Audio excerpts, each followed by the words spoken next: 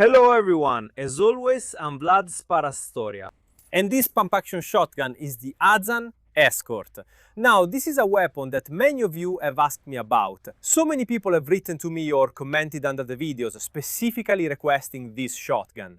And for a long time actually I almost hesitated to make a video. Because what is there to say about a shotgun that is probably the standard when it comes to affordable pump action shotguns out there? Actually, there's always something to say about firearms, and maybe I got carried away by the fact that it's a weapon I know well. It's a weapon I've used for many years in Poland. It's the only weapon, believe it or not, that has ever exploded in my hands. Don't worry, I'm fine. Maybe one day I'll tell you about it in a little more detail. But it's also an interesting opportunity to talk a bit more about the Turkish industry, because the Turkish industry is terribly, unfortunately, discriminated against in Italy. In Italy, we are so used to having major brands like Benelli, Beretta, and Perazzi, and so many people making top quality firearms that we've become, we shooters, and I include myself in this, we've become a bit picky when it comes to the more affordable side of this world. But one of the uses of shotguns, one of the great things about shotguns is that they're really weapons for everyone. They're very versatile weapons, especially in civilian use. They can be used for defense, for hunting, for sport. And we've kind of forgotten in our elitism that since these are weapons for everyone, making weapons for everyone also means making affordable weapons. And the Turkish shotguns aren't just affordable because they might use less valuable materials. There are many reasons. Now, first of all, Hatsan Escort Hatsan. What does that mean? Hatsan is actually a play on words in Turkish. And hat means line, but also calligraphy, essentially drawing. San is reputation. So we could essentially say that it's Hatsan. It's, for example, good design, a reputation for design, a reputation for line work. It can be translated a bit like this concept, good design, a good project, to use a bit of a paraphrase. And sometimes it's hard to translate wordplay literally, but it basically means this. Behind this name, however, there's actually a family business that was founded in its current form in 1716. But even before that, long before that, they were local gunsmiths in Izmir, or Smyrna in Italian, on the coast of the Aegean Sea in present-day Turkey. For generations, they built gun parts and barrels for smoothbore shotguns. In 76, they were organized as a modern company, also thanks to a series of investments. At this point, the company is in the hands of the third generation of owners. Well, Beretta prides itself on being a family business. We see the Turks and we definitely think of anonymous Ottomans, but actually, they too are a family business, or at least have roots in a family business. Why do the Turks make so many shotguns? This isn't just about Hatsan. It's a question that many people might ask themselves. If you go to any gun fair, even just to Leos in Italy, you'll find lots and lots of very elaborate booths from Turkish manufacturers who mainly make smoothbore shotguns. And there are several reasons for this. The first reason is essentially legislative. While in Turkey it is relatively difficult to produce and even own rifled firearms, smoothbore firearms are much easier for private citizens to acquire, and also for companies to produce and sell. In short, they have a market because their law allows it. If their law allows it, it's clear that this is going to emerge. Then these skilled workers, if someone is always producing the same type of product, if the entire market revolves around smoothbore shotguns, over the years, over the decades, technical expertise also develops. People who are using a series of machines, people who have a set of skills to operate these machines and create these designs. So why do they cost less then? The price is made up of many different factors. And the low price doesn't necessarily mean that something is poorly made. Like I said, I want to defend them a little here because they have a bad reputation. In my opinion, it's unjustified because, let's be clear, they are affordable weapons. The most basic model of the Hatsan Escort can easily be found for 300 euros. The models with a slightly longer barrel, a bit better finished, are around 400. You can find something for 450, but undoubtedly they are in the lower price range. But a lower price range absolutely does not mean lower quality for that price. Actually, you're buying something whose price is offset by many different factors. First factor, labor. Labor in Turkey costs less than in Italy. If I wanted to make this weapon in Italy, of course, I would have to pay a salary according to Italian standards. Obviously, Turkish standards are a bit different in that respect. Turkey also has a long tradition of a long-standing steel and aluminum industry, so those materials can be produced domestically. This weapon doesn't have any wooden furniture, but they also have, for example, a lot of different woods. There are many Turkish manufacturers who, for example, produce very high-quality walnut for firearms. One thing that surprised me, for example, when I went to IWA in Germany, was that there were so many Turkish exhibitors who made only wood stocks for weapons. They have the forest, they have the tradition, they have excellent wood. We absolutely have to acknowledge that. They have wood they don't need to import because they already have it domestically. Another thing that's actually very important for this purpose, so they have local materials, they have low-cost labor locally, is that in the last 20 years, Turkey has heavily supported the firearms industry, especially exports. According to the company's data, 95% of Hatsan's production is sold abroad.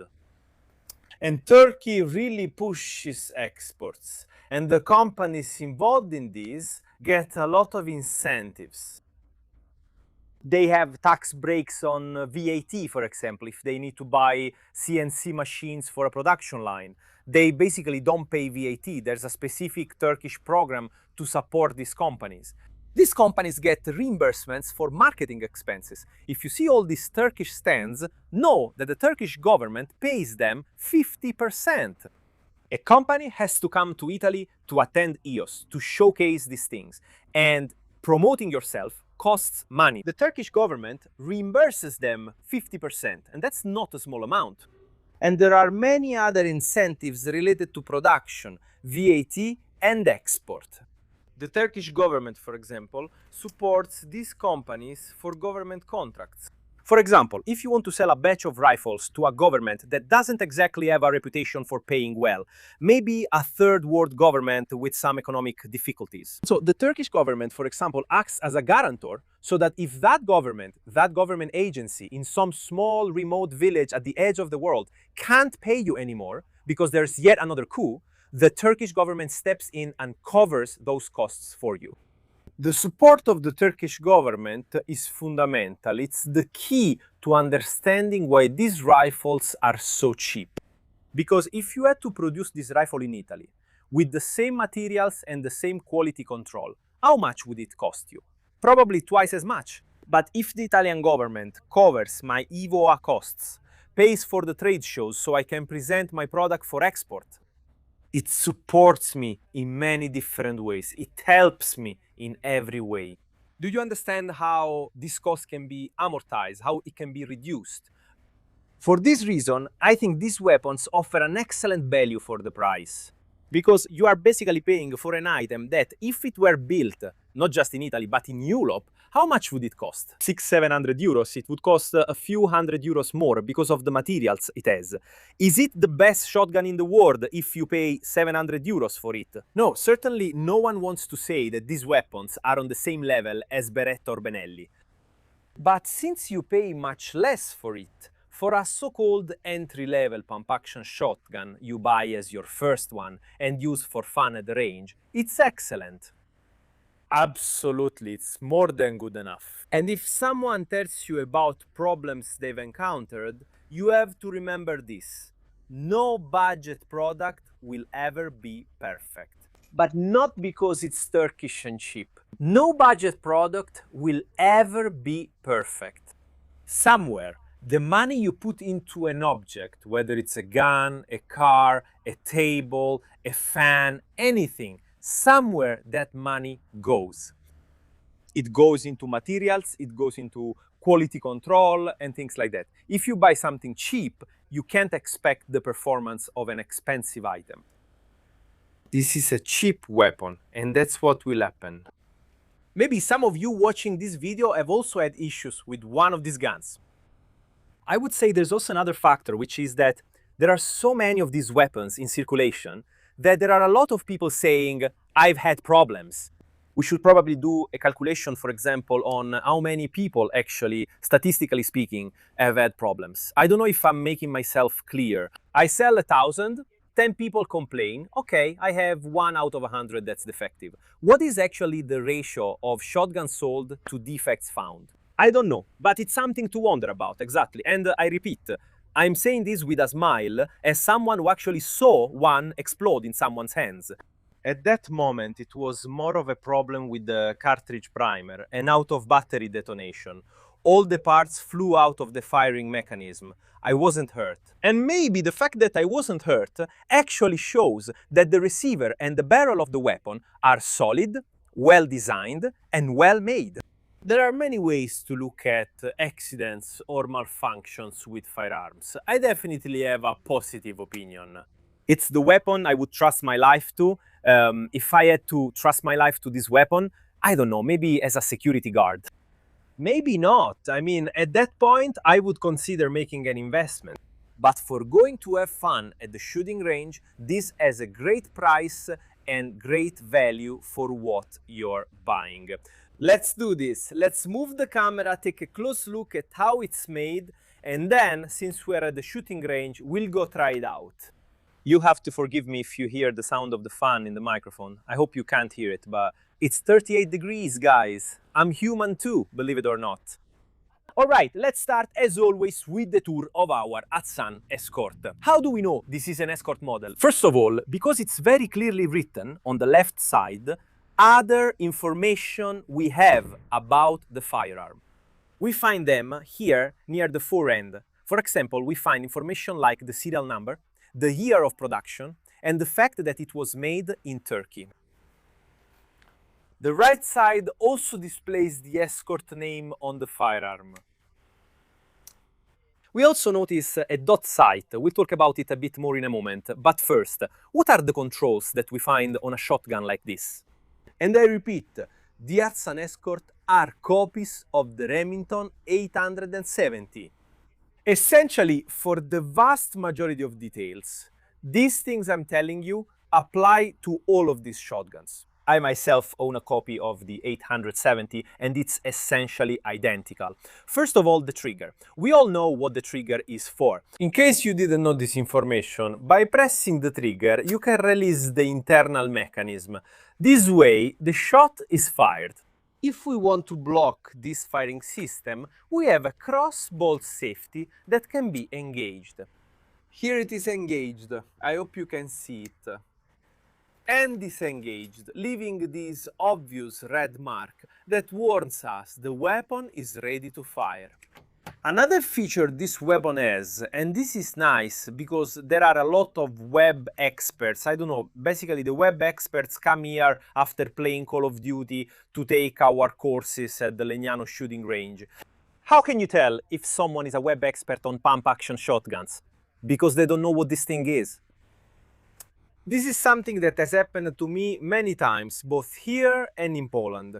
You see, these weapons have a safety lock when the hammer is cocked, so the firing system is ready to shoot. In theory, with a round, we don't want, for example, to accidentally slightly pull the pump back, so maybe release the bolt lock and at the same time pull the trigger. That would cause the cartridge to detonate with the bolt open, and I assure you that's not a pleasant experience. When the hammer is cocked, I can't easily operate the pump.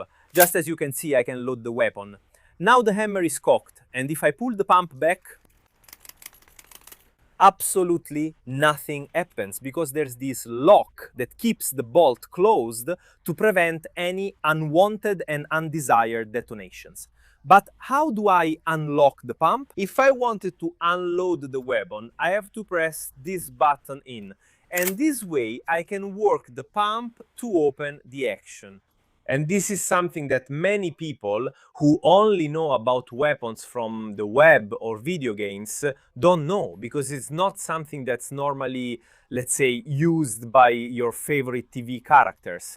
Then, of course, we have the pump, which is connected, as we'll see a bit better now, to a rod that also acts as a bolt carrier and operates the bolt, which locks and unlocks. Other features of the weapon. In front we have a front sight, which in this specific case has a fiber optic. Of course, you might not necessarily find a front sight on your model, but this one has it. We also find the sling attachment point and the cap that closes the magazine tube. And we will have to disassemble it, we will have to remove it in order to further disassemble the weapon. Going back on the 11mm rail, here there's a Picatinny rail mounted. This was added by the owner, along with a red dot sight. Great idea, even though I won't say this during the live fire test. For my personal preference, the dot is a little high. I like to really plant my cheek on the stock, and if I do that, I find it a bit too high. It's not a problem, it doesn't really affect the use, it's just a small personal observation of mine. Going back, we have the recoil pad here with some rubber that softens it a bit, especially if we use stronger loads. And we find another attachment point for the sling. The other side is practically identical, except for the fact that we can clearly see, very obviously, the ejection port. If we operate the bolt, we will also see the extractor of the weapon, which clearly allows us to pull out the cartridges and then automatically eject them. Under the weapon, as we've seen, there are markings, but there is also the lifter, which, if lowered, gives us access to the tube to load the weapon's magazine. From this point of view, there are no surprises. It's very standard, not only for the Remington 870 and its derivatives, but literally for any pump-action shotgun. Let's do this then. Since I promised to show you how it works, let's start disassembling it. Obviously, we've checked that the weapon is unloaded. For this step, I strongly recommend making sure the hammer is cocked. So move the pump back and then forward. Also because it's often a hassle. If everything comes loose, if you pull the trigger during this process, sometimes putting the bolt back in can be a bit complicated. Nothing too terrible, but I've struggled with it in the past, so trust me. Let's unscrew the cap that's holding it. The magazine tube, with the bolt moved back a little, will detach from the barrel, and the barrel simply comes out. Here is the barrel of the weapon with the ring that locks onto the magazine tube. Here we can see the cartridge chamber very clearly, and we can also see the space for the locking lug. This weapon has a locking lug. It's a movable part that we'll see a bit better now on the bolt. Despite their power, even though 12 gauge loads are very substantial, the 12 gauge is not a particularly high pressure round. A lug is enough to lock it. It's more than enough. It doesn't need elaborate systems or rotating bolts with multiple lugs. This is more than enough to handle literally any load that the 12 gauge can offer. Let's set the barrel aside and by moving the pump forward, lift the elevator and also move the magazine stops out of the way. Let's see if I can do it. It's a bit difficult to do in front of the camera. Sorry, if one day you make videos too, you realize how difficult it is to do these things. There was one of the tabs in the way that basically holds the ammo inside, but by moving it, we can simply take it out. Bolt and bolt carrier, so I can lift the actual bolt from the bolt carrier itself. Notice what I mentioned earlier, that the pump is all one single piece.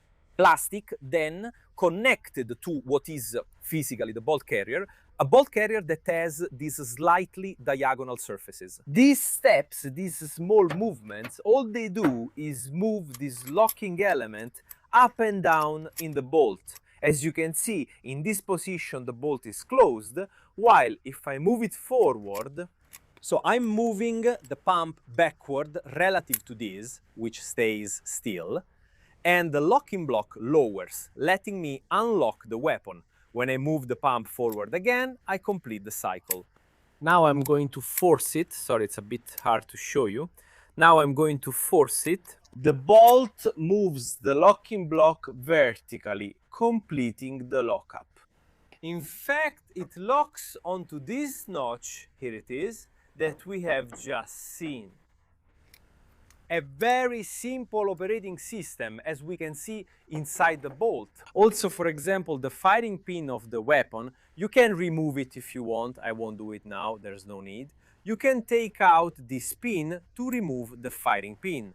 Here it is again from above. There's really not much to show you. These are extremely simple weapons. That's also why the 870 design is copied so widely. A little bit by so many companies. Italian, Turkish, Chinese, Afghan, and you can add plenty more to the list.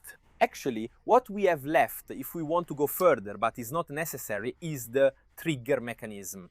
If we want, we can remove these two pins to simply take out the trigger group. For regular cleaning, it's not really that necessary, even though it can be done from time to time. Let's put everything back together. Let's do it like this. So we put the bolt and the bolt carrier together. Let's insert everything. Here we go. Then we can very simply put it back. Oh. Make sure it goes in straight. I pulled the pump a bit too far back. The pump needs to be a bit more forward. I assure you guys, it's much easier to do when you don't have a camera, in the way. Here it is. Here it is. We did it. Okay, sorry, I had to turn it a bit towards me because I assure you, try it yourself. Put a camera in front of you in the position I have it now. So try to find a camera angle like this and you realize how much it gets in the way and how hard it is to do these maneuvers with a weapon. Anyway, here we are. It's actually ready to use now. Let's go try it. And here we are, back at the firing line at the Legnano National Shooting Range. Let's try a few shots. We have the typical shooting range slugs, so don't be surprised by the relatively low recoil. But to try out a weapon like this, we don't really need to do anything special. Let's go load the weapon's tubular magazine. Let's put in 5 rounds for now. All right, when we're ready, with some force, work it forward and back, then fire.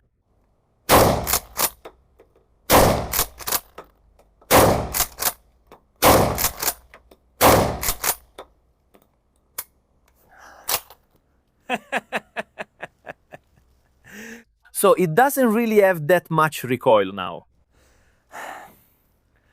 Ballistically, the people who make these rounds aren't exactly known for perfect accuracy, but for this kind of range use, they're more than enough. Let me fire a few more shots and I'll tell you what I think. By the way, I have my own copy of the Remington 870 and I'll tell you, mine is really heavy. This one is pretty light.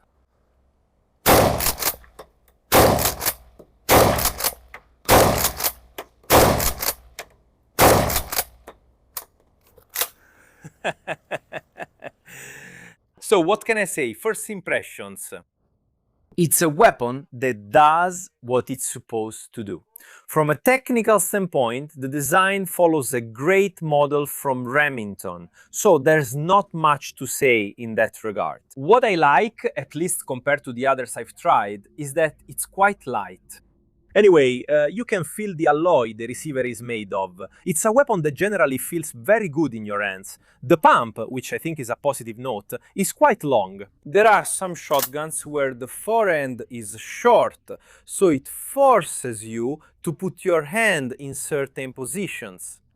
With this one, I can hold it a bit further forward, especially if, like me, you're quite tall, or maybe a bit further back if you prefer a more compact grip. Let's reload, I forgot the lock, and let's shoot again.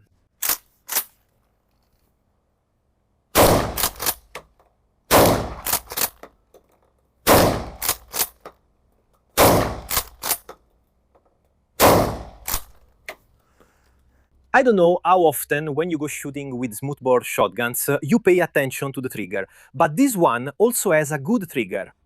A slight second stage, short, crisp. It works well.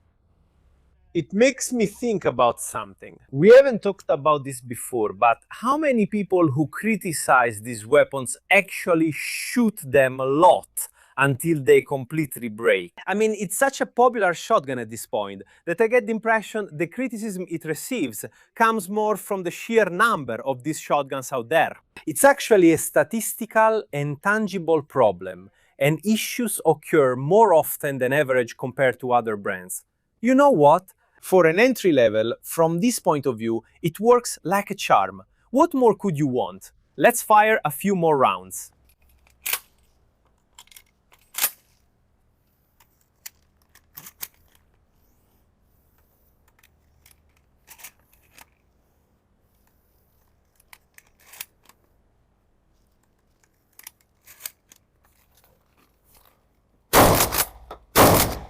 Shot!